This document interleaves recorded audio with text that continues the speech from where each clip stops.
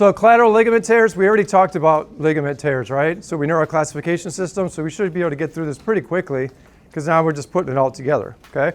Any questions as I go, please raise your hand, right? Yawing at me, something, right? And let me know, get my attention. But medial collateral ligament, we talked about that a little bit yesterday.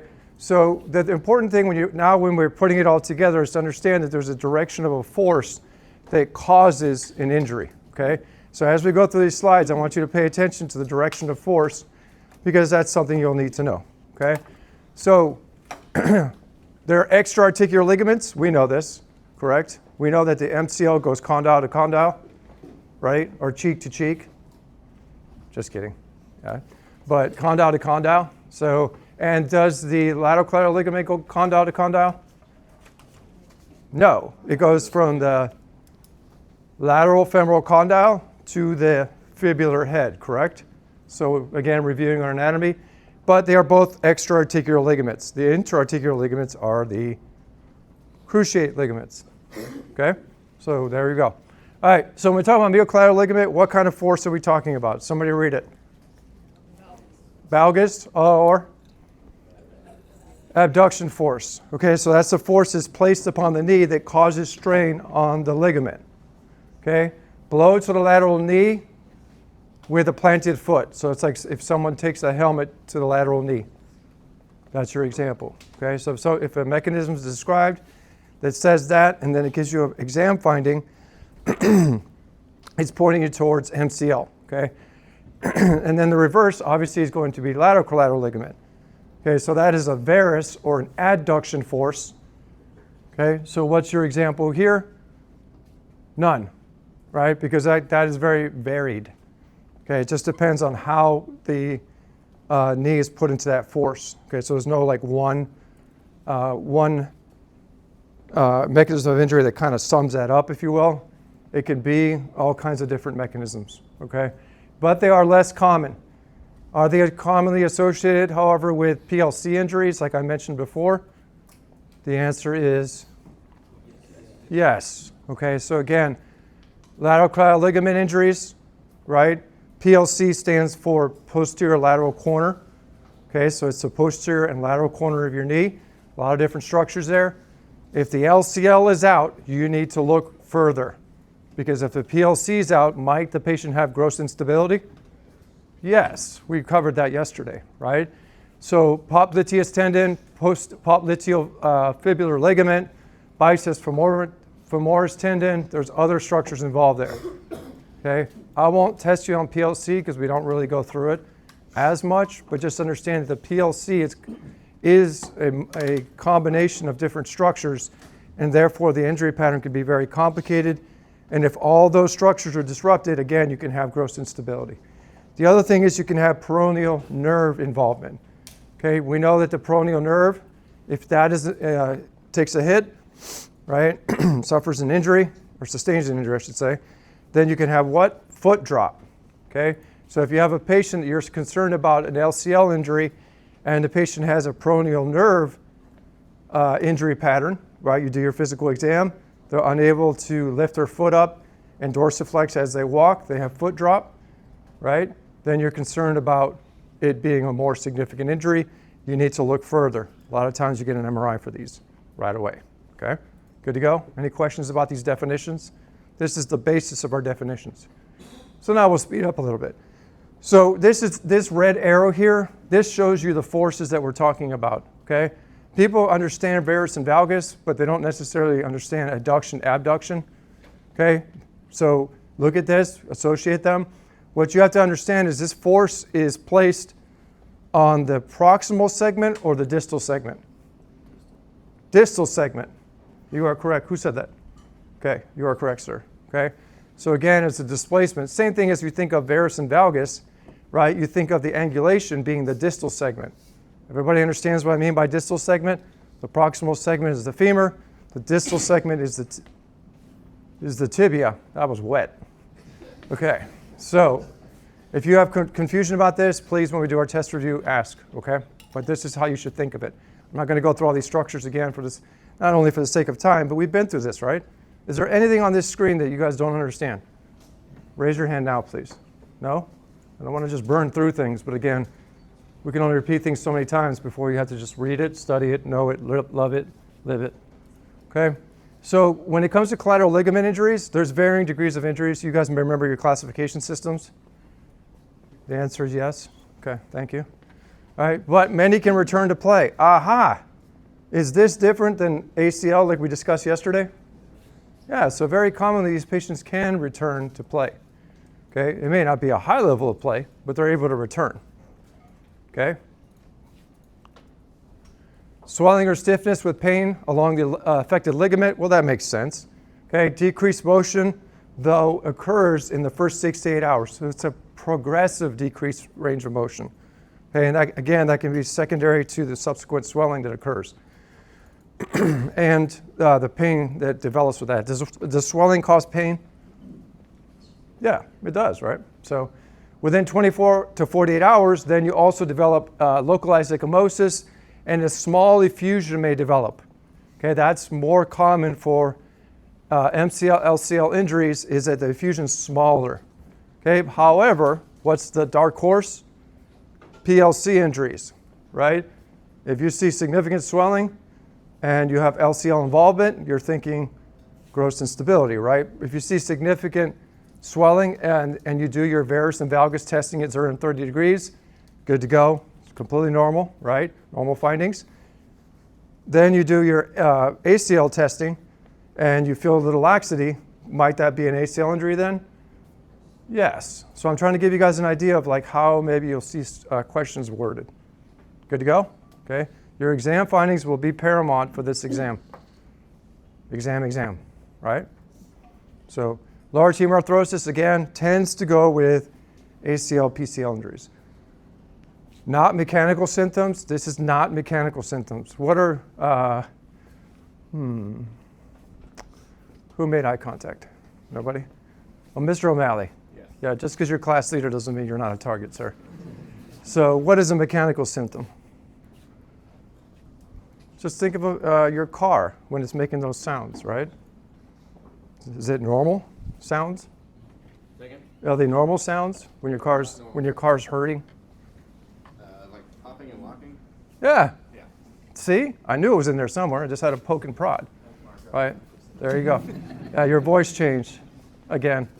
So basically it's popping, locking, clicking, catching. Okay? Remember I told you guys about the snap, crackle, pop? So that's how you I remember it. That's how I teach it to students, med students normally, because they don't know anything. Okay? They're really smart, but they don't know anything. Okay? So snap, crackle, pop. Okay? If you have snap, crackle, pop, that grating, popping, clicking, then you have to suspect. What does it say on the screen? Meniscal tear, right? Excuse me. And then might they have joint line tenderness? Yes. So we're putting together our knowledge from yesterday. Okay? Thank you, Mr. O'Malley and associate. Okay? So physical exam-wise, I'm not going to go through this. You guys know this laxity grading, right? So now it's fair game for test. It's just an additional finding. Okay? If you don't know it, refresh yourself. But remember, the varus and valgus testing is done at 0 and 30 degrees, right? So 0 is full extension, and 30 degrees is pretty common sense. So anytime you have an LCL injury, you also need to assess for peroneal nerve injury. Okay? We covered on the previous slide. All right? So what does the deep peroneal nerve do? It's shown there at the bottom. What does the superficial peroneal nerve, or the SPN, do? It's shown there on the bottom. You should already know this, right? Okay? We'll go through this in lab 2. You know what I'm going to teach you guys? I'm going to teach you guys how to do a distal neurovascular exam on the lower extremity without doing all your wisps and your, all over the body stuff, right? Because that's what we do. If you have somebody with a lower extremity injury, not a spinal injury, are you going to wisp their face and wisp their chest and wisp their... No, you're not going to do all that. You're going to check distal neurovascular sensation, okay? So I'll teach you that in the lab, guys. So this is that concept that I was telling you guys. Do you see the 2 segments here, clearly labeled, right? The red lines. Okay, so again, if you're a visual person, I am, right? There's your visual cue to say, okay, this is what we're talking about. We're talking about the distal segment being placed into a force, okay? Everybody understand and kind of grasp what's being shown here? Okay. All right, take a minute with you. Take a minute this weekend, excuse me, right, when you're watching the games to think about this stuff, okay? So this is not a Sagan fracture. When you talk about diagnostics, right, this is not a Sagan fracture, okay? So when you're talking about diagnostics here, what inserts here? What starts here, I should say? Is that the MCL? MCL, right? Okay, so when you see that little fragment, right, there's an osseous abnormality there, so a bony abnormality, you think to yourself, what attaches there? So might you have laxity because of that pull there where it was pulled off the bone? Or it took some bone with it, I should say, right? Is that called an avulsion injury? It is, right? That's an avulsion type injury, okay? So it's, again, putting all together what you guys learned in radiology, right? So that's why you want to get AP and lateral views. Again, 2 is 1, 1 is none, right? So 1 view is no view. So MRI, get a lot of MRIs for ligamentous injuries. It makes sense, right? You're not going to be the kind of PA, though, that gets MRIs on everybody, right? You're going to do a physical exam, do it based on that, get a good mechanism of injury, get a good history, right? How did you injure yourself?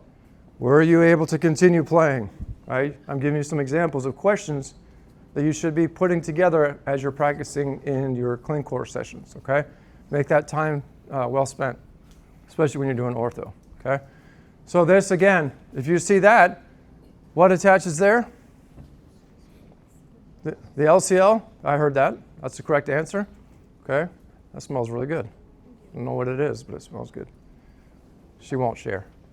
All right, so when we talk about LCL, you see that, then you're thinking to yourself, I'm suspecting that there is laxity there. And then you confirm it on your physical exam. And if there's a concern there, right, and we'll talk about, right, what you should be concerned about when it comes to certain injury patterns here shortly, get an MRI, okay? Any questions about that? Okay, this is super confusing. Super confusing. I get it. I don't like the way your book sums it up, right? I've tried to highlight some areas here of stuff that if you're going to be concerned about it, but basically, let's break it down. Bless you. Thank you. Yeah, you're welcome. So at least I got one today. All right, so when you're talking about an avulsion injury, that's concerning. When you're talking about a grade 3, that's concerning. When you're talking about multi-lig, that's concerning. That's how you read this chart. Okay? If you have an isolated grade 2 MCL injury, does that mean it's completely detached? No. Does it involve other ligaments? I hope the answer is no. Okay, yes, no. Okay, no. All right, so then you tell yourself, then it's the way you treat these injuries, right, is you consider to yourself, is this operative or non-operative, and then you go from there.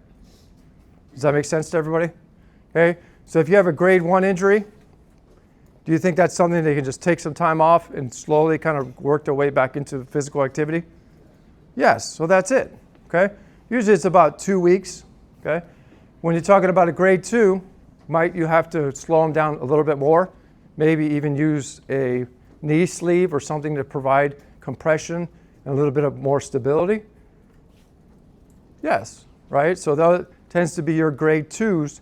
It's usually about 4 to 6 weeks. Got to take it easy because, again, if they don't, then they're going to have issues. And then at grade 3, you need to let us know. Good to go? Okay, so if this slide is daunting, I tried to chip away at it. You see things in bold gold? Okay? Look at this. Let me know. Okay? Yes, sir. The grade 3 MCL not involving tibial avulsion looks like it has guidance in the top and the bottom. It does. That's super confusing, isn't it? Yes. Yeah. Okay. But they're both. Yeah. So the thing about the bottom and the top, okay, this is a good question. I thought I said it, but maybe I didn't, right? When you're looking at the top, they're isolated. When you're looking at the bottom, they're combined. Okay, so at the bottom is when you have a combination of those injuries, then they're more serious, more significant, so they require operative consideration at a minimum. Still, both being under non-operative. So grade both bold gold under non-operative. We've got return to play in 1 month, and then gradual return to full weight bearing in 4 to 6 weeks. Yes. Okay. Yeah. That's the treatment for it. That's not incorrect. I'm just trying to tell you that when you're reading this, don't think of everything as non-operative or operative just based on this chart. Okay? I'm just saying, if you're gradually returning to weight bearing in 4 to 6 weeks, Mhm. and you're returning to play in 1 month, are they contradictory? No, they're not contradictory. So what you're saying basically is that, okay, so I see what he's asking. So I think what he's asking is a question that's very, very fair, is that what does it mean to return to play? So does return to play mean 100% play? No. Does anybody here play in active sports? Yeah, we got a softball player in our midst, right? All right, so when you were injured, did you go right to the field? Or did you go to practice and do some things? You cried? Okay. Well, we'll use some other example then. All right. So basically, it's what they're talking about there is that it's a return to full play is not what they're saying. They're saying that they can return to some level of play. Okay? Will you take that? Sure. Man, that was easy. I thought he was going to fight me, right? But this is completely unclear as you're looking at this later, because no one's going to look at it this weekend. I know that, right? Then we'll go through it again. But all I'm trying to tell you is listen to what I'm telling you, because I'm telling you how I think you should know this and how I may test you on it, okay? If it's a grade 1, you can treat these with conservative care, and most people do just fine. A couple of weeks off, right? Gradual return. If it's a grade 2, it's usually going to be at least 4 to 6 weeks, okay? Right? And then you slowly return them to play, right? I'm going to throw a concept at you. Hopefully you're ready for it. But there's something in physical therapy, right, called walk to run, right? So a walk to run progression is a protocol that we put patients on that they slowly over time, they go from a walking to running, right? And when I mean slow, I mean for some people it's slow. They're literally just walking on the treadmill at a very slow pace with no incline. Everybody has been on a treadmill, right? You know that it could go faster and it can go up and down as well. Okay, all right, we good with that? So again, it's a graduated return. All right, if you don't know what a treadmill is, let me know. All right, so okay, are we good? What other questions do we have? I do agree this is confusing, but I just explained to you again for the second time how I think you should know these things. Okay, if you ever have a grade 3 injury, you need to call someone. If you ever have a multi-ligamentous injury, you need to call somebody. Yes. Sir, just to beat the dead horse. Yes. You revived it and beat it. We'll beat it up again. Okay. Just to clarify, protective bracing is different from hinge knee brace. Those are 2 different types of braces. Say it again. I'm sorry. So on grade 1 and grade 2 non-operative treatment, initially you do hinge knee brace, and then underneath grade 3 MCL without tibial avulsion is protective bracing for 3 to 4 months. That's a different knee brace after they return to activity. Oof. That's not a bad question, right? It's not a bad question, but there are other braces out there besides the ones that I've mentioned to you guys, okay, just to make it even more confusing, okay? So I will tell you this, the hinge knee brace can suffice for all of that, but sometimes we have to use specialized braces on certain patients, okay? And that is based on, did anybody hear his question, by the way? He's asking a bracing question, okay? There are different braces out there. And the other level to that is, remember I told you guys about functional braces? Okay, what's a functional brace? Is a functional brace a custom brace made specifically for that patient? Okay, so again, I'm going to kind of not answer your question, but answer it. When you guys go out to phase 2 and you're on your orthopedic rotation, you will have the opportunity to rotate through physical therapy department and maybe the orthotic shop, depending on where you are. So, play with things, right? Put them on each other. Get a sense of what things are. Know how to use them when you would use them. Okay, don't steal them like I do. Okay, right? What other questions do we have?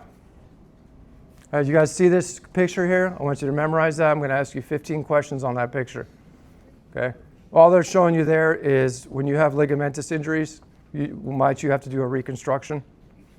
Yes, and we know the difference between a reconstruction and repair, correct? You see how it says a graft there? Right, so a graft is a reconstruction, correct? The answer is yes. Okay, so again, I'm not going to ask you operative questions. That's all that picture is illustrating. Okay, we good, sir?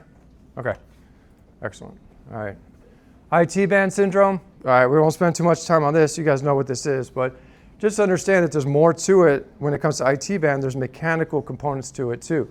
So when the knee's in flexion and then when the knee is extended, the IT band is in different positions, right?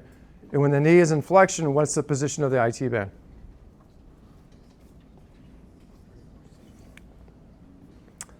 Incomplete question. When the knee is in flexion greater than 30 degrees, what's the position of the IT band? Okay, good. I like that pause. I think it was because you recognized I was trying to trick you. You know, you're catching on to me. I need to switch tactics. Okay, so and then when it's extended, it's what? To the condyle, right? Is that, which condyle are we talking about? The lateral condyle. Okay, good. So that doesn't need to be labeled, right? You know which condyle we're talking about. Okay, so the band of tissue originates at the ASIS. I mentioned that to you guys, right? The anterior superior iliac spine. Okay, I'm pointing to it, right? Find it on yourself, find it on each other, right? If you're going to drop trowel, do it behind curtains, please. And so if the ASIS is there, so where's Gerdy's tubercle? Is that distal to the knee on the lateral aspect of the proximal tibia? So Gerdy's tubercle, we just introduced Gerdy's tubercle. So that is not medial, right? So that is not the pes anzarine. Do we agree? Okay. So we're introducing a new concept now, I think, to some people, right? Or just refreshing ourselves. So understand where the Gerdy's tubercle is in relation to the pes anzarinus. Okay? Or the goose's foot, right? Goose's foot, right? This guy's trying to play stump the instructor. All right, so clinical symptoms, okay, where are they going to have pain? Well, it's the IT band. The IT band I just described to you goes pretty long distance, right? Crosses the knee, okay? So they could have pain anywhere along the IT band, right? But usually it's anterolateral, so that's usually what most patients describe. You see the red earthquake symbols here, right? That's the Richter scale being shown there. All right, so patients very commonly point at those two areas. Is that because that's the origin of the insertion? Yes. Okay, but again, they can have pain anywhere along that area, okay? Worsens with running, especially downhill. Why is it worse with running downhill? Who's got it? Does it take more strength and stamina to slow down than it does to speed up? Yeah, especially going downhill, right? So more forces are involved. I won't get into newtons again. And then cycling, right? So you see it a lot in cyclers. Okay? That's, long distance cycling, etc., not BMX. Okay? They can report an audible pop laterally. We talked about some popping stuff before, right? Snapping hip syndrome. But this popping is going to be lateral. It's not going to be about the iliopectineal eminence, or what was the other one for external? The greater tubercle, right? Not green? Don't make that face, sir. All right, so it'll be different. But can they have hip pain? It's a question mark, right? So again, hip pain can be knee pain can be hip pain, and all of that can be back pain. So you guys are going to love it when patients come in with back pain and knee pain, because you got to do an exam on the back, and you got to do an exam on the hip, and you got to do an exam on the knee. Oh, and by the way, my finger hurts. Right? So if they're pointing at all those areas, right, and saying that it hurts, what does that mean? It means they broke their finger. Okay? Just trying to see if you're paying attention. All right, so physical exam, that's a joke. So physical exam-wise, though, you need to clue in on this, okay? When we're talking about this tenderness, where is the tenderness? Remember how we talked about the epicondylitis versus pronator syndrome versus, right, radial tunnel and all that? It was all based on a certain amount of centimeters away from a certain structure. So this one says 2 to 3 centimeters proximal to the lateral joint line. Proximal to the lateral joint line, okay? So why do you think it's written this way? Because if it's joint line pain, what's your diagnosis? Meniscus. Does that make sense? So if it's proximal to the lateral joint line, then you're more thinking about IT band. Okay, good. And then positive over equals tightness. We'll go through that in lab. Okay. Adverse outcomes, obviously if it hurts, they'll stop doing things, right? Lower, so they decrease their fitness level. They may not be as fit, right? Don't say that in a British accent. It means something different. Okay, so treatment-wise, it's the good old stuff. Corticosteroids, though, not initially, right? If you tell somebody with tight hamstrings to go to physical therapy, do these exercises, you give them the handout from that book I told you guys about, but you also inject them, do you think they'll do the exercises? No. They'll stop, right, at some point, and then they'll come back once the steroid wears off, and they'll be in pain still. So think about that when you're in practice, okay? Operative, really, really, really few options, okay? It's super rare to have surgery for this. If you have somebody who has like some kind of a contracture, that's different. We know what a contracture is, right? So we can do releases for that, but these surgeries are super rare.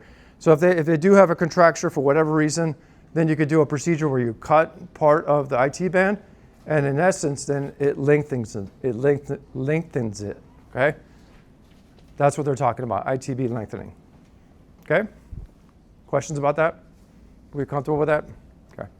So adverse outcomes of disease, there it is, right? You can weaken it. You know, the injections can weaken things. They can make things lighter. It can cause atrophy. It can do all those things, right? Is there a risk of infection? Absolutely, right? So red flags, I don't know if there's truly a red flag for IT band itself. What they're saying here is that at the second step there, it says that there's ligament or tendon insufficiency. Is that the same thing as a laxity? Yeah, it's the same thing, okay? They're trying to get tricky there.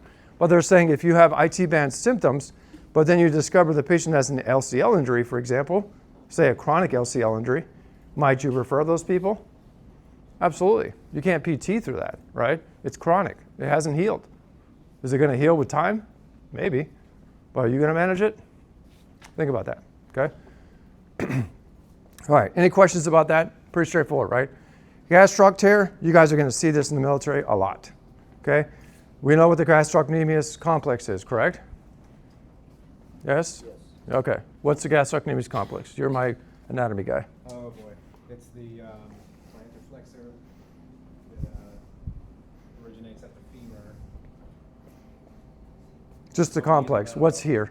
Medial and lateral gastroc. Okay, medial and lateral gastroc. Okay. The complex. Yeah, that's on the screen. Yeah. Yeah, keep going. Is there a soleus back there somewhere? Yes, okay. So soleus can throw you off. Okay. Is that part of the complex? That was the question I just asked you. Oh, I didn't know. If No. Part of the complex. Yes, it's all part of that complex there when you're considering what type of injury this patient has. All right. Well, thank you, sir. Yeah, I'm going to take over if that's okay with you.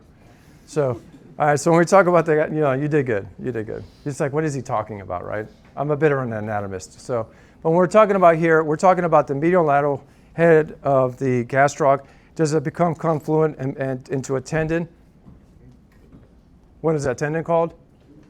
Achilles tendon. Okay, so when we're talking about this, right, anytime you have a gastroc injury, guys, right, you need to have three differentials in mind. One is the soleus. We don't really talk about that too much, but that one will drive you crazy. The soleus is deeper, right, to the gastrocs. All right, but the big one is the Achilles tendon. When you guys were in clinic skills, did you guys do Thompson's test? You did not? Okay. So you haven't talked about Achilles tendon injuries yet? You did? Yeah, okay. A little bit? Okay. But we'll get into that more in block 4. No? Yeah. Green says maybe. All right, so we'll go with that. All right, so but what's the most common tear? Which head? Medial head. Okay? At the musculotendinous junction. So that's what I want you guys to understand. It's at the musculotendinous junction. If I had to take a red dot and put it right on the musculotendinous junction, does it go right about there, guys? Yeah, right about there. Okay, so that's more common. So you see the red area? They did a good job of us of kind of illustrating that. So that's why you see that redness there, right? So, but they generally don't involve the muscle belly. All right, so if you have a big palpable gap there, bless you. You're welcome. So are you more concerned about a higher degree injury? We talked about palpable gaps, right? Make sense? Okay, so when they're talking about gastrocnemius tear, they're talking about low-grade tears, not ruptures.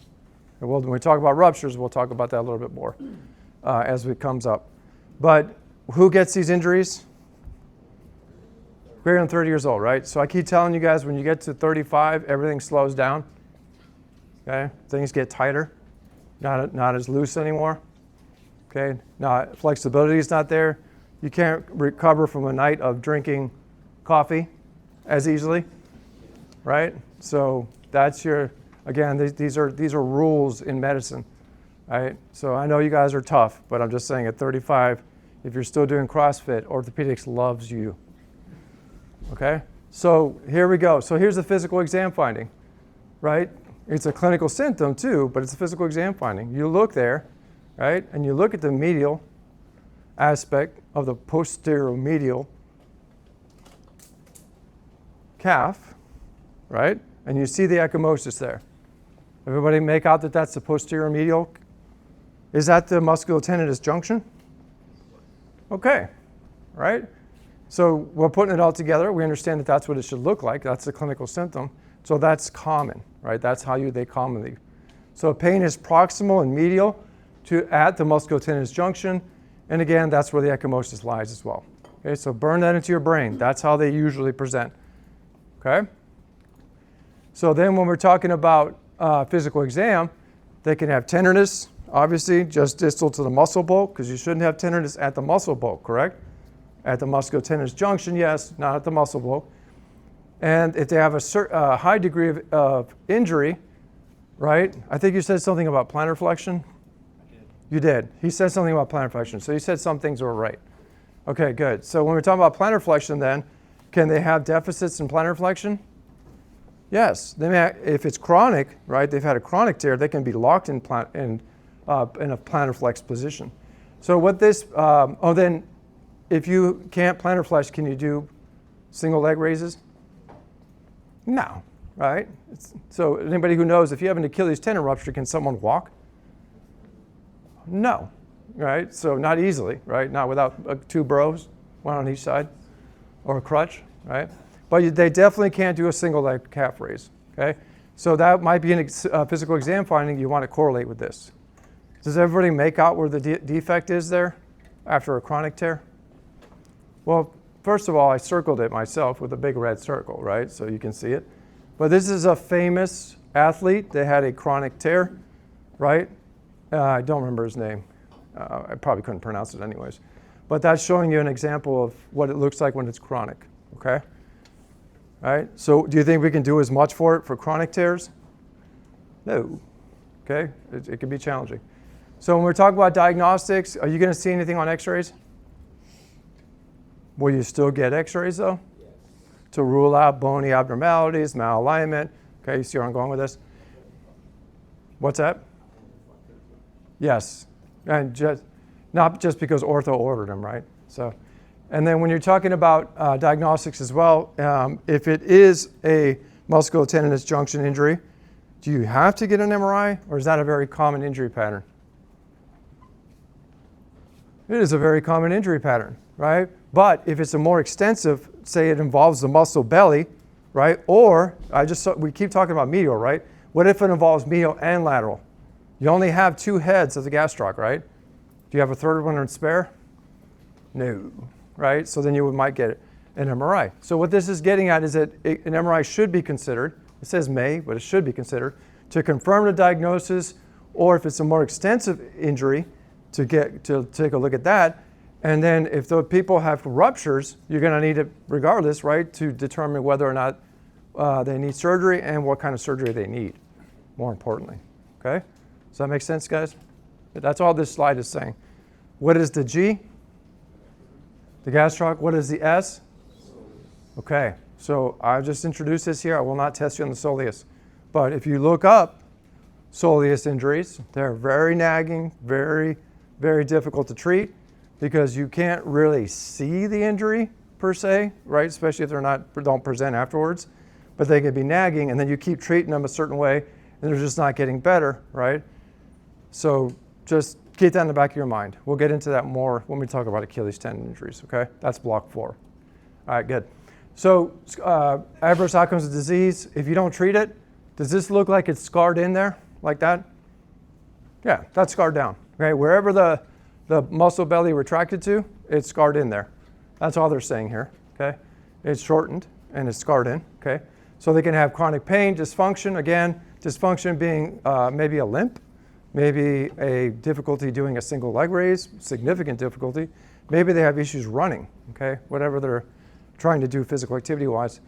Does it put them at further risk for injury? Yes, because they have a weakened gastroc soleus complex. Right, sir? Okay, good. And then there's DVT. We can't forget about DVT, right? How many questions have you guys answered about DVTs? Like a million? All right, so there it is. All right, because there's a test that you basically look about the calf area and you do put the patient straight leg, right? And you dorsiflex and you see if they have pain in the calf area and redness and swelling. Okay, might that be a concern for a DVT? Yeah, that's called a Homan's test. Okay, all right. So again, that should be part of your differential. But will they have a history of a running injury? I was running and I felt a sharp pain, and now they have ecchymosis only about the posterior medial aspect of their calf. Make sense? So this is how you kind of differentiate these things. Non-operative, they can return to a functional level in 6 to 8 weeks normally. Okay. So when we talk about cam boots here, do you guys know what a cam boot is? You guys have seen those plastic boots that people walk around? You see all those Bullock students walking around like a bunch of broken people? Okay. Then they got those plastic boots on. So I'm trying to acquire cam boots so I can bring them and show them to you guys for block 4. Okay. But cam boots, what does cam stand for? You cannot answer. CAM. Is it named after somebody named Cam? Some guy named Cam? No, all the letters are capital, right? Controlled ankle motion. Major Davalos. Is that on the test? No, that's not on the test, okay? But that's what a cam boot stands for, controlled ankle motion. So when you put them in a boot, you take away their ankle motion. What's the enemy of orthopedics? Stiffness, right? So if you don't have to put them in a boot for whatever reason, and it's reasonable to compression, right? And maybe just have them take it easy, maybe a single crutch or something like that. That's better because then you don't cause secondary stiffness. Okay, but these are all options is what they're getting at. I would never ask you a question like this. Okay, but compression is your friend. You should always do compression. Can you do compression with an ACE bandage? Yeah, this is pretty simple to accomplish, right? So compression is your friend. Not only does it help decrease the swelling, reabsorption of that ecchymosis, right, that hematoma that's forming there, but it provides relief, okay, because the patient feels that compression and they feel more stable. Makes sense? If you do put somebody in a cam boot, guys, shortest period of time necessary, correct? Okay. So we know that if we put the ankle into plantar flexion, does that decrease the tension on the gastrocnemius soleus complex? Yeah, so maybe that's something you'll do too. You'll consider putting a heel lift in the cam boot to put the ankle in a plantar flex position, and that's not putting as much stretch on the gastroc, specifically which head? The medial head. Okay, so again, that's all they're getting at there. Are we good? I will not test you on at this block. Okay, I need to start introducing this stuff to you guys. I'm going to try to acquire some for block 4. Okay, I know people. So operative, pretty straightforward. I told you, is a large tear with a palpable defect. Is that a grade 3 injury? Grade 4 injury? Yeah, that's a high grade injury, right? So that needs surgery. Signs of superficial posterior compartment syndrome should be referred urgently. Can somebody sustain a posterior lower extremity injury and it's significant enough to cause compartment syndrome? Absolutely 100%. That should always be in your differential as well. But what things you're going to be assessing for? The 6 P's, right? P, P, P, P, P, P, P, P, right? That was too many P's. All right, so adverse outcomes of treatment, obviously loss of dorsiflexion and atrophy of the calf. That can happen, so that makes sense. All right, I'm not going to get into this again.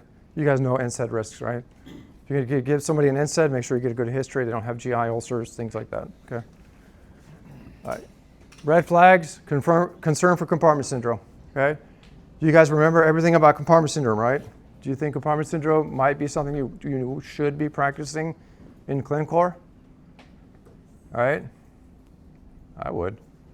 All right. So persistent symptoms despite appropriate therapy. So you do what you're supposed to do. You might even put them in a cam boot with a heel lift and then slowly taking the heel lift out, taking the boot away from them. But they're just not getting better. What's the math again? 6 + 6, right? You get to 3 months, right? They're not getting better. Might you refer those people? Absolutely. Okay. All right. This is what we discussed. All right. Let's talk real quick. We'll do a quick review and then I'll put you guys on a break.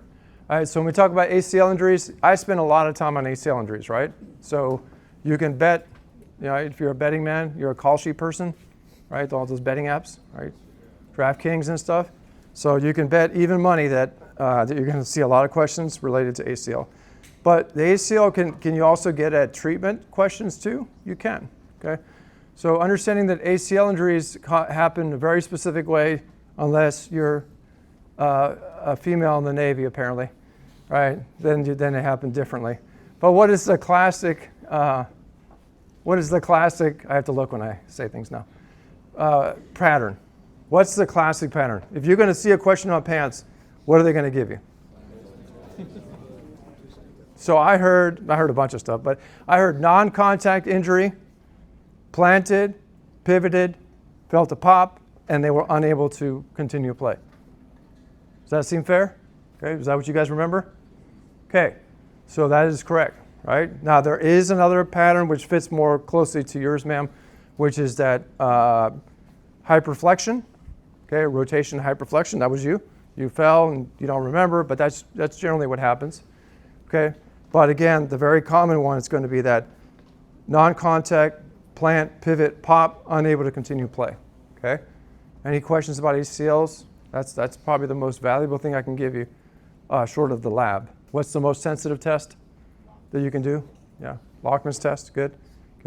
Are you still going to do an anterior drawer though? Yes. Okay, I wish I could teach you more tests. There are better tests too. We still do Lockman's, but there's other tests. We made our own tests in the Navy because that's what we do. All right, so bursitis of the knee. Don't go start reading a bunch of references. What were the two bursitises I told you guys about? Pes anzerinus bursitis and prepatellar bursitis, right? Okay, pes anzerinus bursitis, as Mr. Millard told us, that's the crow's foot, okay? So that's going to be medial or lateral? Medial. For some reason, people want to think that it's lateral because you think of your hamstrings as being lateral for some reason, but that's medial because what's lateral? Which tubercle? Gerties. Okay, so putting it all together. Good to go? Okay, so know the treatment stuff. I was pretty fair, I thought, right? Don't answer. About the treatment questions, because I told you guys, if they're large, you treat them this way. If they're small, you treat them that way. That's how you should study this too, okay? Right, that's the way the slides are laid out, right? When we talk about claudication, you guys memorize that chart, right? Okay, is there anything in neurogenic claudication that says anything about hair or ulcers or colors or any of that stuff? No, okay, keep it simple, right? All right, keep it simple. When you're reading these questions and you know it's a claudication question, ask yourself, what would Millard do? Right? He would never answer a question about neurogenic claudication that involved a vascular finding, because that is vascular claudication, right? Collateral ligament tears, all right, we're putting it all together today.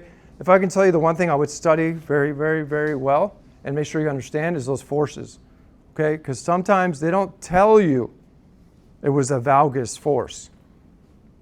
They don't tell you it was abduction force. They'll say they took a helmet to the lateral knee. So then you have to, in your mind, think to yourself, what kind of force would that be, right? So during the test, I see people breakdancing, right, and doing this, right, or doing this. That's fair, okay? So, but in your mind, think about how do you put that together. If they describe a mechanism of injury, are you okay, sir? I'm okay. Yeah, okay. He's turning different colors. So think in your mind how you would describe those things if you had to, and how you put it together with a mechanism of injury if it's presented to you, okay? Good to go? IT band syndrome, it's a syndrome, okay? Will they have like a lot of different symptoms? Yes, potentially, right? But the big thing that's common is that ASIS, Gertie's tubercle, right? What other things did we talk about? 2 to 3 centimeters. Distal to the joint line? Proximal to the joint line. Don't get it twisted, as my son would say, right? Because if it's joint line pain, what kind of pain? What are you suspecting? Okay. When you take my test, you'll be like, I remember him saying this. Okay. So there you go. Gastrocnemius. What's the most common head involved? Okay. Do common things occur commonly? Yes. Do most people improve with conservative care if they have a low-grade medial gastrocnemius tear? Yes. Don't take the word tear as being rupture. That is not the same thing. Even a rupture is a tear. It's just a complete tear. Good to go? Don't let that throw you off. Don't get fooled by that at this point, okay? At gastrocnemius tears, when might you get an MRI? High grade, palpable gap. That's what I'm hearing. I'm hearing things like that. Or to confirm the diagnosis, or for surgical planning purposes, right, to determine what kind of instrumentation you might need, soft tissue. Might you need a graft? You might need a graft. If you can't make that distance back, right, because there's just too much gone, or it's poor quality, we might use a graft. We do that all the time. Make sense? Okay, so think of things in those terms. Let's take a break. We're going to get through some stuff. This is going to go a little smoother because we have a lot of analogous conditions we've already covered. Okay, as I'm going through it though, ask questions, stop me if you need to. All right, you're going to see something different. All right, so meniscal tears. When it comes to meniscal tears, we're talking about the shock absorbers between the tibia and the fibula, correct? The answer is yes, right? So which condyle is larger? Is it the medial or the lateral? Okay. Okay, so when you talk about the menisci, do they make C's? You see the C here? Right, a C. Everybody knows the letter C, right? All right, the letter for today is C, guys. Okay, this is a little c, that's a big C. Okay? So if you're looking at this, how can you tell which one's medial? The bigger one? Okay? You missed the question. Okay, good. All right, so for those that weren't paying attention, all right, just kidding. All right, so you didn't hear me. So thank you for clarifying. So when we're talking about the condyles, right, which condyle is larger? Okay, so when we're talking about the C, or the shock absorber, i.e. the meniscus, which meniscus therefore has to be larger? Because it has to provide more shock absorption. Does that make sense to you guys? Okay, all right. So which compartment, let's put it all together. Which compartment of the knee has more commonly associated with osteoarthritic changes? The medial. You guys see where I'm getting at with this? Is there some biomechanical component involved here? Yes. For those of you guys that love biomechanics, you're welcome. All right. So, but that's the thing. I'm not going to ask you all this other stuff here, right? Popliteal tendon, that tends to be lateral. Is that part of the PLC, the posterior lateral corner? It is. That's how you would know you're lateral. But I'm not going to ask you stuff. But you need to understand this concept, because if you're looking at an MRI and you're slicing through an axial cut, should you be looking for the fibular head? Sure. But do you have to? No. Because you're going to know which one is which in terms of menisci, because one's going to be larger than the other, right? So again, we discussed the shock absorption quality of that. Okay. Does it also provide some level of lubrication and glide protection? It does. Okay. So it does provide some level of stability. Okay.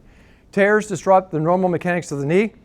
Mr. O'Malley, you told me what a mechanical symptom was, right? I did. So if there's a meniscal tear, is the patient going to have mechanical symptoms? Yes. Okay, so that's what we're talking about here. We're disrupting the normal mechanics of the knee, right? So we're putting it all together. They can occur alone or with ACL injuries. We discussed that already. Okay, when it comes to ACL injuries, very commonly you'll have associated meniscal tears. You need to look further. Okay, this thing here is another representation of a slide that people are like, I don't get it. How am I ever going to remember this? Right? All I want you, this is the familiarization for you guys. Okay, I'm not going to test you on this. I'm not going to give you a picture of this that's not labeled, or this that's not labeled, or this that's not labeled. Okay. But just understand, if the menisci are intact, right, does the knee have normal motion? Yes, right? This one at the bottom, I do want you to know, okay? This is a bucket handle tear, okay? Everybody's seen a bucket, right? We all grew up knowing what a bucket is, okay? And therefore, we know what the handle is on the bucket. So does that tear down here on the bottom right and down here on the bottom right, does that look like this piece here is free floating potentially and could flip? Yeah, right? It's so far away from where it should be that it's kind of free floating out there. And therefore, if it flips, right? Everyone understands what I mean by flip, right? Right? So if it flips and engages in the notch, we know what the notch is, right? We talked about that, right? As the knee is flexing and extending, might the knee get locked in position because that meniscus gets engaged in that notch? Yes. So the bucket handle tear is more concerning finding. And in fact, you might do a physical exam and suspect a bucket handle tear way before you ever get an MRI. Because I just described what the patient will be like. You'll tell the patient to go from whatever position her knee's in, usually it's a flex position, to extension, and you have a hard stop and you can't get to zero. Does that mean that bucket handle, right? Let's put it together. The bucket handle tear, that tear is flipped and stuck in that notch and is preventing the knee from extending further? Yes, that's what that means. So it can cause a mechanical block to motion. Remember that concept I told you guys about? Okay, so putting all those concepts together, that's what we're talking about here. So a bucket handle tear can be more of a surgical consideration in the short term. If you examine a patient, right? You're examining the patient, sir, and you call me and you say, I cannot get the patient's knee past 80 degrees of flexion, or say they're held in flexion, right? And you can't flex them further either, right? What do you think I'm going to say? Can they not do it on their own, or are you just not pushing hard enough? Yes, I'm going to say that. I'm going to ask you, is that passive or active range of motion? Does that make sense? Because if it's active range of motion, is the patient going to voluntarily want to flex or extend their knee at all? No. But if you grab their extremity and you try to take them into further extension from that flex position, and you are unable to, that's a loss of passive range of motion. Does that make sense? So that is concerning. Would you ever send a patient home that was going to walk around like this because they're locked in this position? Would you ever do that? Would you? Okay, don't do that, right? We need to figure out the mystery now, right then and there. When I say we, I mean you and me, potentially, right? But you would never just send someone out. Make sense?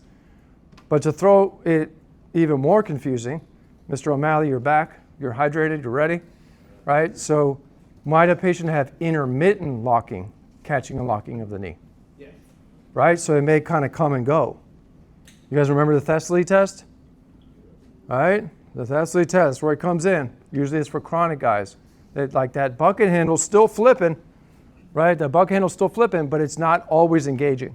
Make sense? Sometimes it corrects itself, right? Or it gets shredded down.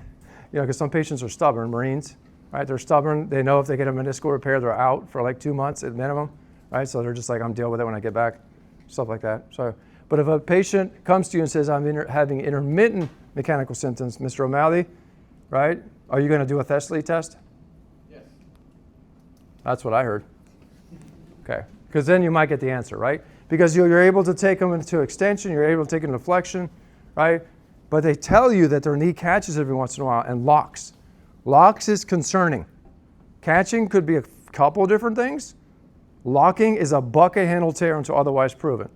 Are we good? Yes? Okay. All right. So that's what I want you guys to take away from this slide.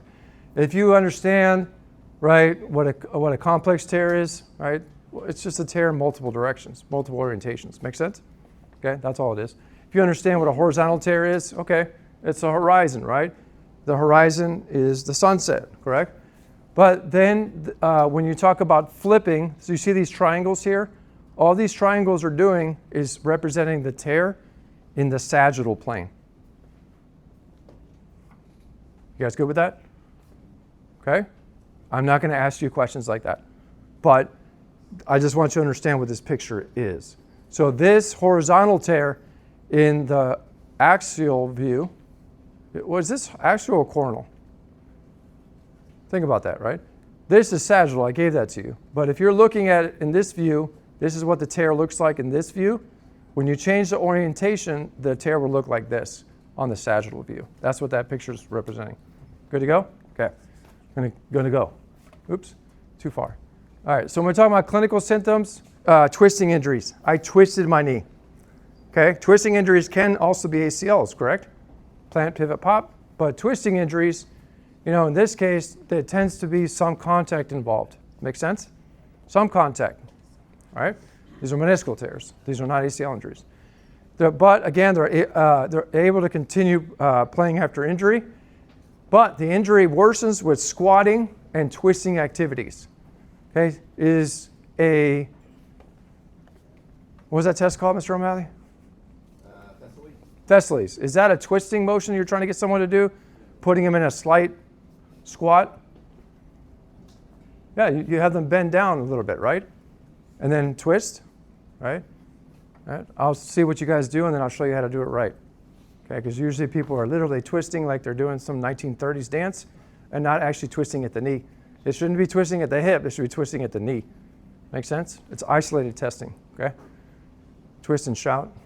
So mechanical symptoms, most common is which one? This you do need to know, okay? Which horn? What's a horn?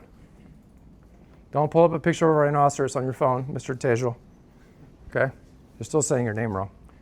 All right, so, but what's a horn? Okay, so we know that if we go back to this picture here, okay, or yeah, let's go this one. So we look here, right? It's a C, correct? So if you anticipate that this is a horn here, right, and this is a horn here, you would say, this is posterior, correct? Because this is popliteus. So we know this is posterior, right? We good? Everybody? Okay, good. So this is posterior right here. So is this the anterior horn? And this is the posterior horn? Okay, so that's what they're talking about. On that C, what portion of the C is the tear in? Good to go? Okay, that's what they're talking about there, okay? All right, excuse me. So yes, that's correct. Anterior horn medial meniscus. So is that sometimes abbreviated AHMM? Yeah, so if you get a MRI report and it says complex tear of the AHMM, you know what that means now, right? Okay, so that's common terminology. I will not abbreviate it for your test, okay? I might have said too much. But physical exam, all right, so when we're talking about this, we talked about the Thessaly test, all right? What other tests do we have that you guys hate? McMurray's, right? How do I do a McMurray's correct? Everybody tells me I'm doing it wrong, and I watch them, and I think I'm doing the same thing you're doing. We'll go through that, okay, guys? We'll break it down, all right? And then you'll never forget it, and you'll never do it wrong again. All right, because if you look at this picture, you know exactly how to do it just from this picture, right? No, okay? The thing about the McMurray's test is that it involves multiple motions. It is flexion extension, but as you're taking the knee from flexion to extension or vice versa, you're also rotating and or causing valgus or varus forces simultaneously. That's what people miss. They want to just do everything in separately and they don't understand it's in concert. You guys know what I mean by in concert? It's all being done progressively together, okay? Makes sense? All right, traumatic tears of the capsular attachment, right? What is a capsular attachment? That just means the attachment points for the menisci themselves, okay? They tend to be in younger patients. They tend to cause effusions and hemarthrosis. We know what that is. Do they tend to cause joint line tenderness? Yes. There it is. Incarcerated fragment. What is that always going to be thought of now in your mind? Bucket handle tear. That is incarcerated fragment. Has anybody here been incarcerated? Don't answer that, okay? You got to pass your commissioning physical, right? Or go with the same answer, right, that you did before. But incarcerated means trapped, right? Trapped, impinged, stuck in a notch. Make sense? That's what it means, right? McMurray's test, painful click. All right, so positive McMurray's. If you document a positive McMurray's on your note, do I know if it's lateral or medial? Nope, right? So painful click, positive McMurray's with a painful click at the lateral joint line. What does that tells me a lot, right? Okay? Positive click with pain at the medial joint line. That tells me a lot, right? Ms. Vu, you've been hiding from me, right? Would you ever just document positive McMurray's? No, sir. Never, right? The answer is always no when it comes to that, right? Don't do it, okay? Don't be that provider. Thatch-Lee's test, pain at the tear, okay? Thatch-Lee's test can actually help you determine too, as well as McMurray's, but it can help you determine whether it's anterior or posterior.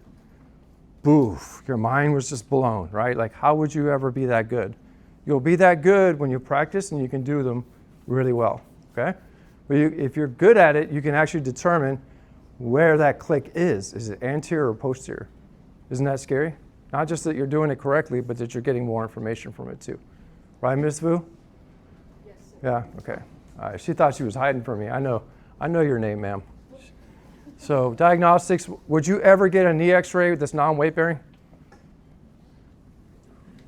According to the slide, the answer is no, right? Because again, if you're going to get a representation of arthritis and if there's collapse of the compartment, usually the medial compartment, correct? You want to have the patient weight bearing, right? But you can also assess degrees of osteoarthritis, right? Can you see a meniscus on a radiograph? Here we go. No? What if you can? Pseudo-gout? God. All right, I'm letting you go early today. All right, just kidding. But MRI, all right, so do you need to get an MRI? Yeah. So this is the view I was talking about. So you know now, you guys are freaking experts, right? You know now that this is the medial meniscus, right? Yes? Right, just say yes for now, right? And then later on be like, oh, that's what he was talking about, right? So you know this is medial, correct? Because it's the larger C. Does that make sense? All right, so now you guys are going to be really good at least starting to read an MRI in phase 2, okay? So is this a sagittal view here? Yes, and we always talk about these two, we call this a bow tie. Does everybody see this bow tie here on the lateral view? It looks like bow tie. Everybody knows what a bow tie is, right? Like the tie of a bow tie.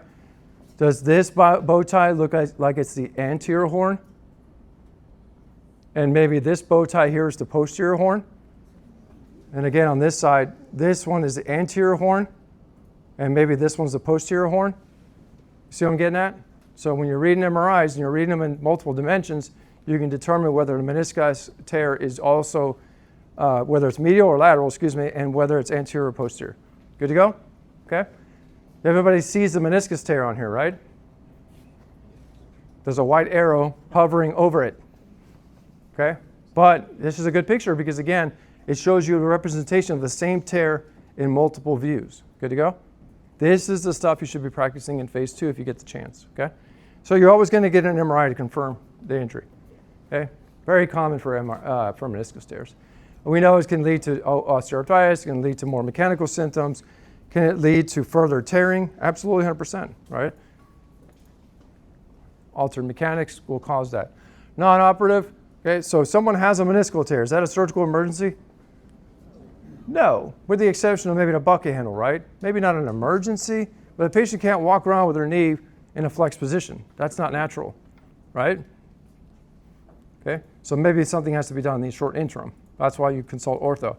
But if they just have a low-grade meniscal tear, especially if it's chronic, is it reasonable that if they don't have mechanical symptoms, that you could try conservative care? 100%. And you'll find that patients, right, that are older, not middle-aged like me, right, they have degenerative tears. We know what degenerative means now, wear and tear.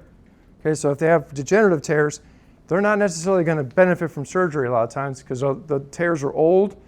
Maybe it's frayed and ratty, right? Just kind of shredded wheat, if you will. And there's not necessarily a surgery that will make them better. Okay, so it's perfectly reasonable in that case to do conservative care. You guys good with that slide? That side of the slide? Excuse me. And then over here, right? Operative, right? If it's a younger person and they have a meniscal tear and it's early on, do young people have to have their whole lives ahead of them? Right? They want to be physically active and things like that, and they're having mechanical symptoms. So you want to address those sooner. I hope you guys have gleaned the concept that when it comes to orthopedics, when it comes to soft tissue injuries, we really want to get them to us sooner than later, right? Because once things start healing in, is it the same surgery? No, right? So again, with these younger patients, you want to get them to us sooner, okay? They're older patients without response to non-operative treatment. This will be some of you guys' clinics, especially if you're seeing VA patients. All right, they just come in, you know they're chronic tears, but you've done everything you can do with them. Like, what else is left?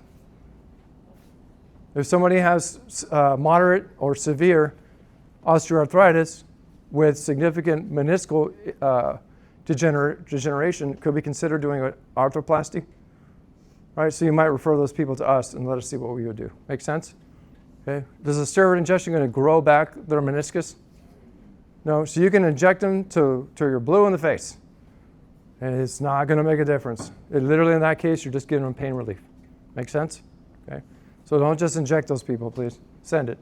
All right, and then we know what this is now, right? Locked knee with loss of passive range of motion has been on 3 slides. Okay, that's a bucket handle tear until otherwise proven. Okay.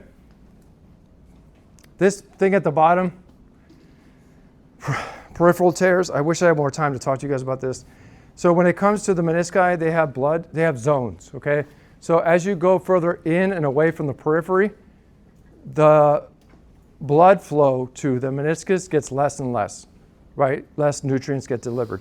So peripheral tears have a higher chance of being repaired and doing well because of that concept. You guys get what I'm saying?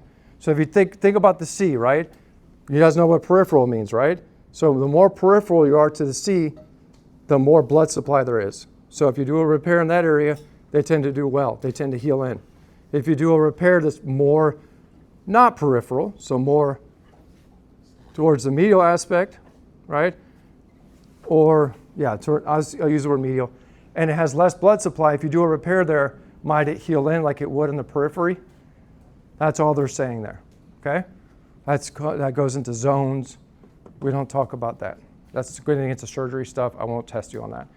Large tears, right? So say you can't repair it. It is a large tear that's not in the periphery or it's chronic. What do?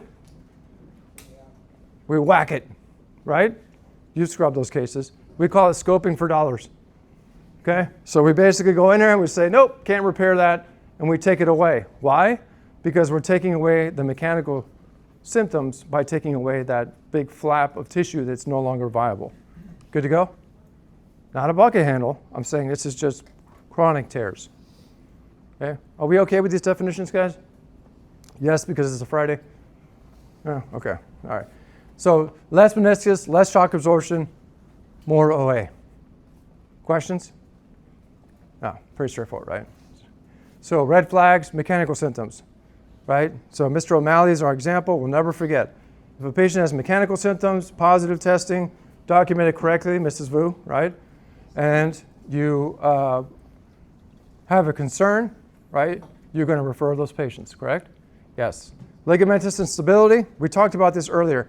Can you have ligamentous injuries associated with meniscus? Yes. Those are more complex injuries. Refer those. We talked about peripheral tears. They have a higher chance of succeeding. So if you know it's a peripheral tear, it's in the MRI report, peripheral tear of the posterior horn, medial meniscus, then send it. Okay, send it sooner. And then pain refractory to non-operative treatment, always going to send those. Okay? All right, let's get into this topic. Any questions about meniscus before we move on? Okay, this should go pretty quick. We already know our definitions. Osteonecrosis of the femoral condyle. I almost said it. So which one are we concerned about here? Is it lateral or medial? Medial is the most common, correct? So it's the largest condyle? Okay, so we know that. And so anytime we have osteonecrosis, we know it's bone death. There's altered nutrient provision, or it is altered blood flow due to trauma potentially that's causing this. But sometimes you look at this list here, do you think that list is pretty extensive? Yeah, it can be pretty extensive, okay? But it's just something that's causing an altered blood supply to the medial femoral condyle. Who gets this? Well, we're back to picking on women. Okay, so, but we're talking about older women, right? So women, 3-to-1 incidence, and older than how many years of age? 60, okay? So if you were to read a PANTS question and it gives you a 60-year-old female, okay, with progressive medial-sided knee pain that now causes a limp, should this be high in your differential? Yes. You look at your comorbidity list, you look at your concomitant morbidity list, right? And maybe it has one of these in there. Did you guys get the text from Mr. O'Malley with the aseptic and the, yes? Okay, so this is part of that, right? You guys recognize all this? You guys know what Gawker's disease is yet? No? Erlenmeyer-Flass deformity? No? Okay. We'll cover that later. All right, so you see this area here? We talked about that area where you can have subchondral sclerosis and then erosions, correct? So that's osteonecrosis, correct? All right, so that's the same concept. We don't need to go through that again, I don't think. Am I going to go through the stages and test you on that? No, but just understand that it is staged. Is it better to catch this early before it goes on to stage 4? Yes, that's the concept I want you to understand. Be aggressive in your workup, not aggressive with a patient, right? Sudden sharp pain without trauma to the medial compartment, right? Progressive limp, 61-year-old female with a history of chronic steroid use due to autoimmune disease. Okay. Constant pain worsens with activity, but it's sharper than OA. OA, right? Is OA more of a dull, achy pain? Right? Not a sharp pain that causes limp? Okay. All right. Mild diffusion, and that can be intermittent, meaning coming and going. Loss of range of motion over time. If it's prolonged cases and there's collapse, right? Or the patient, remember how I told you we don't like that bent knee position the patients get referred to us in? We hate that, right? So, but if their knee's stuck in that position, might they get a flexion contracture? Yes, that's what they're talking about here, okay? Where are they going to have tenderness? At the medial femoral condyle, right? Not the lateral femoral condyle, but the medial. So could that be confused with some patellar conditions we'll talk about later? Yeah.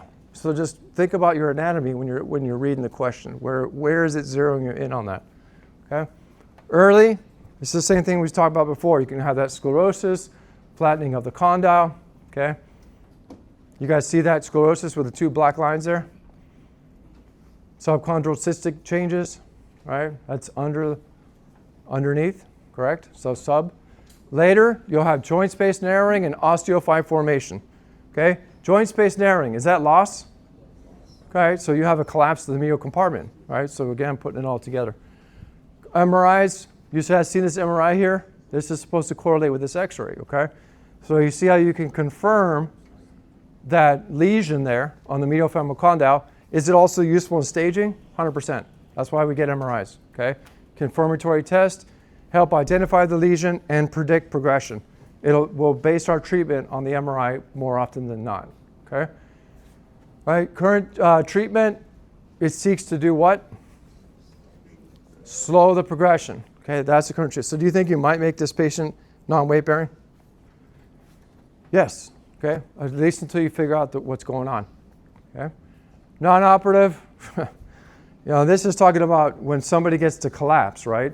You guys understand this concept of collapse now, right? Joint space narrowing and all that stuff. So once it gets to that point, we don't really have any good options, guys, right? You see that X-ray there? Does that look like there's a lot? I mean, that's a lot, right? That's a big lesion. Would you agree? Yes? You guys see the lesion, right? Right there and right there, okay? That's just an area where it's just not there anymore, okay? So what can we do for that? Can we grow, excuse me, can we grow chondrocytes and successfully transplant them in human beings yet?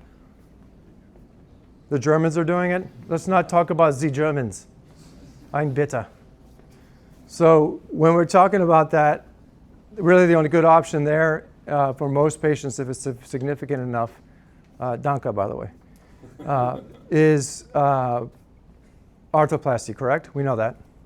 Okay, makes sense? So really, you got to slow the progression of this. If you can catch it early and stop it, that's the goal. Okay, NSAIDs, steroids for pain.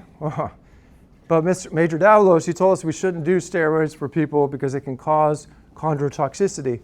Yes, I'm telling you, you shouldn't do it, okay? But sometimes we do things. Does that make sense? That's what this slide is getting at. You should make the patient not weight-bearing, and Mr. Millard, you should call me. I will. Make sense? He actually probably will, right? Even though I'm not in the military anymore by the time he's practicing. Right? But operative arthroscopy, again, is that some of that scoping for dollars I talked about? Yes, that's called sparkle magic, right? Let's do a little whittling and see if this makes it better. Oh, that doesn't work? Oh, let's do a little more whittling, right? Osteotomy, remember I told you guys the definition of osteotomy, right? That's literally breaking bones and changing mechanics and changing alignment. Good to go? The collapse is on the medial side, right? Can we do things to change that alignment so the collapse is leaning the other way, maybe more neutral? Yes, that's an osteotomy, okay? Arthroplasty, we covered that, okay? And said rest, always there, okay? Risk to neurovascular structures, yes. And that last line is getting on the surgeons, right? We do things wrong. You do the wrong surgery, sir. No, sometimes you do what you think is best and it just doesn't take. So then we do an arthroplasty, right? But overcorrection, that's talking about the malalignment thing. We break bones to change angulations, to change alignment. Doesn't work. What's the thing we have in our back pocket? Arthroplasty, okay? All right, disproportionate pain. When you see the term disproportionate pain on a test, pants, right? Pants, pack rat, right? You need to have at least some inkling in your mind that it could potentially be Crips. Disproportionate. Is that pain out of proportion? Okay, so that's the same thing, right? You guys follow me? Okay, don't get caught up on this. It's always going to be this word. If it's the same meaning, it's the same thing. Failure to improve with non-operative treatment, of course you're going to refer that to us, okay? Good to go? So if you just can't figure it out, basically, and just have weird pain patterns, send it. Okay, any questions about that? I thought that was a good review, right? We know what osteonecrosis is. Let's just move on, okay? So let's talk about patellar tendonitis and quadricep tendonitis. This is an itis. Is this inflammation? A little bit of swelling and maybe some pain, right? But you agree that nowhere on that screen does it say rupture, correct? Okay, good. So let's move on with that. So when we talk about the quadriceps tendon, right, how many different components of the quadriceps tendon come together to form the conjoined tendon? 4? All right, Mr. Pfister, do you agree? You do agree, okay? Do we know the components of the quadricep tendon, therefore what is the conjoined tendon? All right, I went through it in the lab, right? Make sure if you don't remember that, you remember that, okay? But when they come together, they form the quadriceps tendon, right? So quadriceps tendon, then the patella, right? So the quadriceps tendon, inserts at the superior pole of the patella, right? Quadriceps tendon, hello? Quadriceps tendon inserts at the superior pole of the patella. You see that? And then at the inferior pole of the patella is where the start of the patella tendon is, and that inserts at the tibial tuberosity, correct? Okay, and again, inferior pole of the patella on this side inserts the tendon, right? Inserts down at the tibial tuberosity. Are those the components of your extensor mechanism? That is your extensor mechanism. That's the answer, okay? So when we're talking about extensor mechanism issues, so might a patient have problems when going from flexion to extension and vice versa? Yes, but in this case, we're talking about, bless you, we're talking about tendonitis, correct? You're welcome. So when we're talking about these things too, I hate these terms, right? But jumper's knee, I mean, I don't know if I've ever used that term, but jumper's knee, okay? There you go. And then you can have either those terminology I used, here it is again, right? This is how it may be described to you. When the pain is described to you on an exam, it may be described to you like this. Make sense? So if it's superior pole of the patella, you should think quadriceps or patellar tendon. Quadriceps. And if it's inferior pole of the patella, you should think patellar tendon. And if it's tibial tuberosity and you think quadriceps, you make me very sad. Okay? So again, know your anatomy, because that's how it'll be described to you. Okay? Who gets this? Younger, less than 40. There we go, picking on the 35-year-olds again, right? It is a thing. Jumping or kicking sports, is this very common in soccer? Absolutely. I mean, I had it my entire soccer career, right? So erratic exercise habits, that's a nice way of saying weekend warrior. Okay? So with somebody, I'm not picking on the reserves and the guard, right? Well, not much. But when someone comes to you and said, I'm training for my yearly PT test, and you say, oh, really? How much have you been running? Oh, last week I ran 14 miles. Really? How many miles did you run the week before? 0. I haven't run in like 6 months, sir. All right, that's what they're talking about. Inconsistent, erratic exercise habits, okay? I told you, I only run when chased now. So I do elliptical and a bunch of other craziness. So older, lifting strains, change in exercise level, substantial weight gain. All right, what do they mean by substantial weight gain? So I'll teach it to you the way I was taught it as an exercise physiologist. Every pound here, right, where the belt is, right, the championship belt, right? Every pound here, 1 pound here equals 8 pounds here. I'm pointing to my knee. Okay, so think about that, and that's each knee. Okay, so if somebody's 100 pounds overweight, you're like, gulp, that's a lot, right? And that's pounds of force. Make sense? So again, that's why we're talking about it. So every patient that is overweight, you as PCMs will always document that you counsel them on proper eating and exercise habits, correct? And the benefits of weight loss. Make sense? There you go. Okay. Hallmark is anterior knee pain. Okay, anterior knee pain. What is anterior knee pain? It's any pain at the anterior knee. Could it be anywhere along the extensor mechanism? Or the extensor? Yeah, the extensor mechanism. Yeah, that's all they're saying. Is it useful? No. That's why I don't know why it's a hallmark.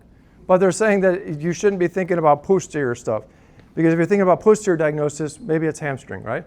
Worse with knee extension activities, is that, again, that extensor mechanism we were talking about? Yes, that's what they're getting at. Okay? Any questions about this slide?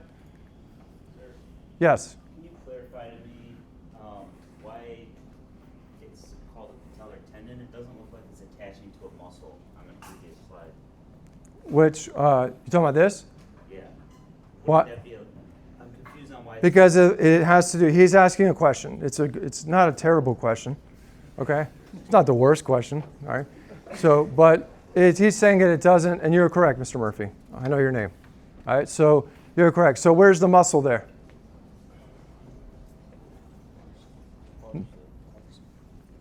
For the patellar tendon? Yeah. No, it's true. No, you're right. You're right. Because what you're not seeing here, are there components of this tendon that extend across the kneecap? Yeah, it's more of a fiber sheath though. So your muscle, sir, is up here. Okay, good to go? It's a great question. I love anatomy questions, especially when they put us behind in lecture. Okay? Yeah. You good? Yeah, I'm just messing around. Yeah. So, yeah, but that is your guy, because when you actually look at it, right? We open the patient up. We look at it. You see components going across the patella too. Okay? Good to go? All right. Good questions. I can't get into surgery. I get too excited. We get behind.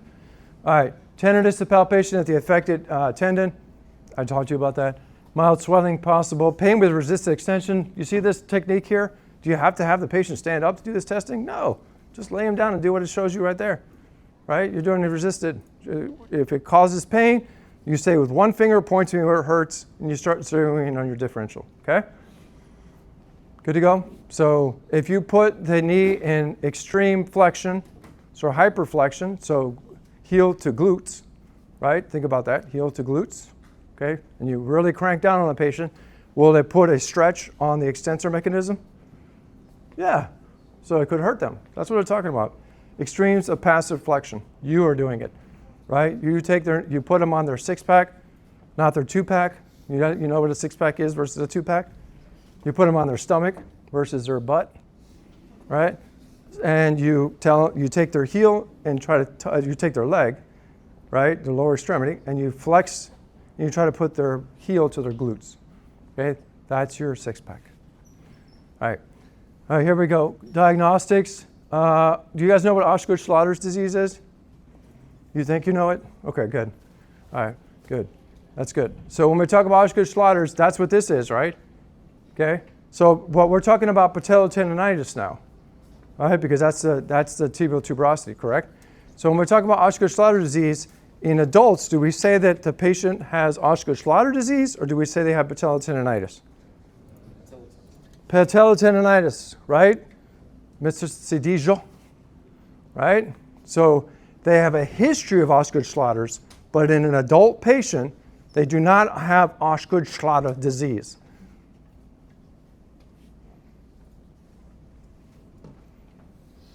Pause. Okay. You guys get me?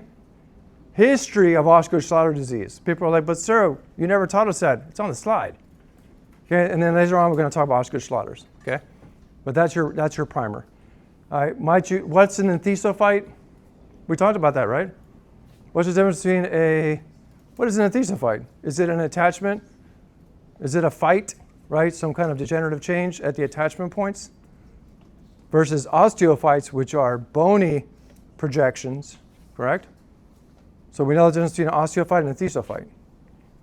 I'm not confident, but I think we do. Or we will learn it before too soon, okay? So MRI for recalcitrant cases, sure. Do we have to do MRIs for every patient that has jumper's knee? Yeah, only if they're recalcitrant. Okay, that was the correct answer, thank you. All right, so prolonged pain, rarely tendon rupture. Okay, so if patients that have Achilles tendon ruptures, patella tendon ruptures, quadricep tendon ruptures, without almost exception, most of them have a history of preceding tendonitis. That's what you need to know. And so that's why it says here, rarely tendon rupture, but can it happen? Sure. What if they're greater than 35? Then the incidence goes up. Make sense? Younger patients, it's super rare. Older patients, not as rare. Okay? That's what they're talking about. So when we're talking about treatment, we talked about strengthening and stretching, right? So we talk about what kind of strengthening? Quads, right? And what kind of stretching? Hamstrings. So when you put a consult to PT, you write in there, please perform quad strengthening and hamstring stretching, okay? And once they are pain-free, then they can advance with a walk-to-run program, okay? Putting it all together again, right? Maybe not pain-free, but less pain, right? And you advance them in that walk-to-run as their condition allows. So that's what they're talking about here with the gradual resumption of activities. Are we all good with that? That's all they mean. If you, should you ever perform injections into the patellar tendon or the quadriceps tendon? Only if you want the patient to have surgery soon. Okay? Don't do it. Does orthopedics do it? Yes, but we're not telling you to do it. Okay? Don't do it. Okay? Persistent functional impairment, sure. If somebody has progressive symptoms and they have degenerative changes especially, they can have functional impairments. We know what that is now. Okay? Now we go to rupture. Okay?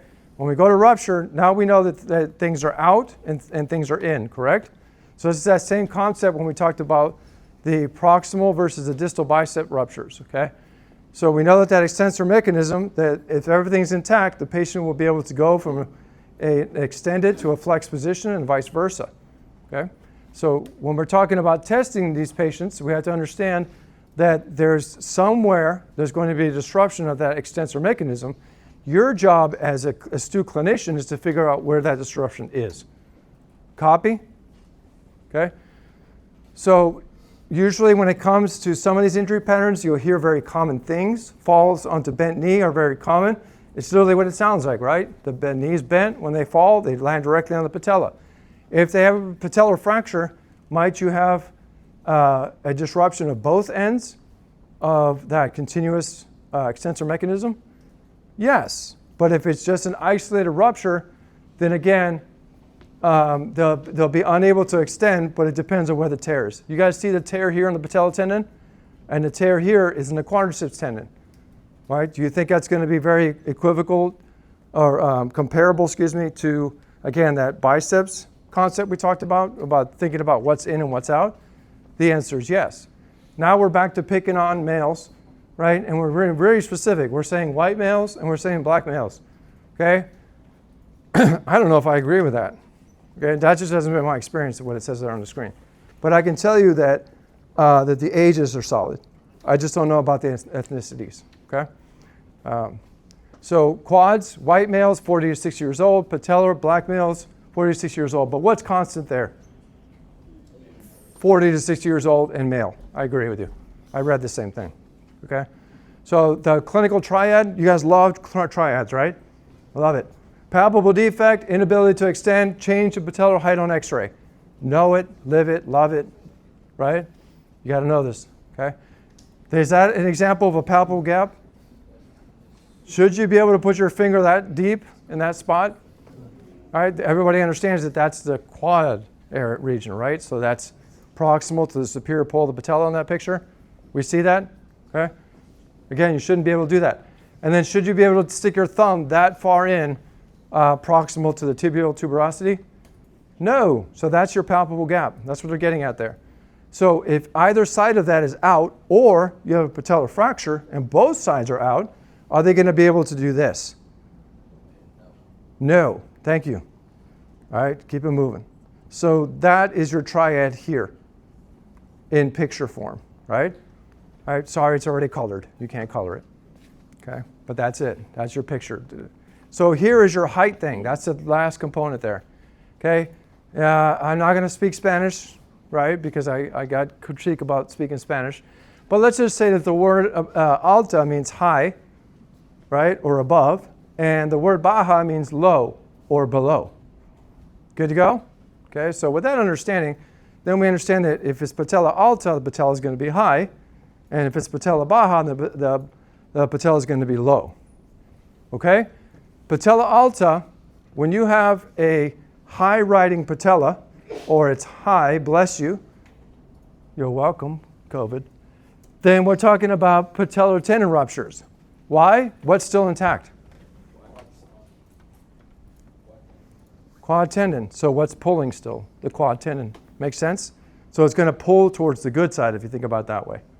Okay? So in contrast, patella baja, right? If the patella is low riding, then what's still intact? The patella tendon, right? Does that make sense? So what kind of rupture is that? It's on the screen. Quadriceps rupture. Make sense? Okay, so that's your mechanics there. So when you're talking about a lateral view, is that knee supposed to be in 30 degrees of flexion and both condyles are overlapping each other? Therefore, you don't see a double butt sign?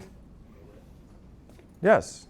Okay. So the reason you get that view, guys, the reason I teach you this, you have to get that view to be able to ascertain whether or not it is normal, or it's low, or it's high. Good to go? You got to get that view. Any view short of that is unacceptable, right? Sir? Yes. Yes. And I will send it back to him multiple times in the past, okay, until they get that view. This is just a representation of this view. Do you guys see it? This is normal. Does that look high? High riding? Does that look low riding? Okay. Did you say orderly? Yeah. I said low riding. You said orderly. Okay. All right. So you have a permanent loss of extension. Okay. So let me teach you something, and then we're going to start wrapping it up. When we talk about the most powerful thing you can tell me in a consult is this patient sustained a fall or whatever the injury pattern is, and on physical exam he's unable to obtain or maintain a straight leg raise. What are you telling me? That's a very powerful statement. That means there's a disruption of the extensor mechanism somewhere. That's what I heard, right? Make sense? So what do you mean by obtain? He will lift the leg up and put it straight and hold it like 6 inches above the table, right? Or you take the leg and you put it in that position and then let go and see what happens. You see what I'm getting at? So the ability to obtain and maintain a straight leg raise, follow me, is a powerful statement in telling me what you think is going on. And then you follow that with your statement, Mr. Valdez, that on the lateral view of the radiographs you took that were perfectly positioned with 30 degrees of flexion and the condyles overlapping, that you see that there's an indication that there's patella baja. Those two things put together tell me what? That I'm smart? No, this is you. You're doing it, right? That you're telling me they have patella baja, therefore what's intact? But patella tendon's intact, and they have a quadriceps tendon rupture. I know, it's brutal right now, right? The next 2 minutes are crucial. All right, just just stick with me, right? So when we talk about non-operative, right? Non-operative are going to, is that going to be a complete rupture? If the patient has loss of ability to extend, right? Knee extension, the extensor mechanism, are they going to be able to walk? No, right? So really when we're talking non-operative, it's for either patients that won't survive the surgery, right? Because they're old and just their bed list is way too long, okay? Or for some reason you just can't operate on them currently, but you have to operate on these patients. Does that make sense? So non-operative is reserved for those people you can otherwise operate on, okay? All complete ruptures or fractures are operative. When we're talking about fractures, we're talking about patellar fractures, okay? And when do you want to get to it? Soon, very soon, right? Things start retracting, okay, soon. All right, what are your risks? Well, always blame the surgeon, right, for the infection. But post-op infections happen. They just happen even with the best cases. There's your DVT to make you all warm and fuzzy, okay? Re-tear within the first 6 months. I would normally tell you a story, but I won't. I'll save it, okay? But I've seen re-tears. It's because people just do too much too soon, right? So when do you want to refer them to us? Within 1 week. If possible, do you want to get an MRI for us, for the patient? Yes. Don't worry, we'll get it. Have a good weekend. I'll see you guys in 2 weeks. If you need me, text me. I'll be at the game on Monday.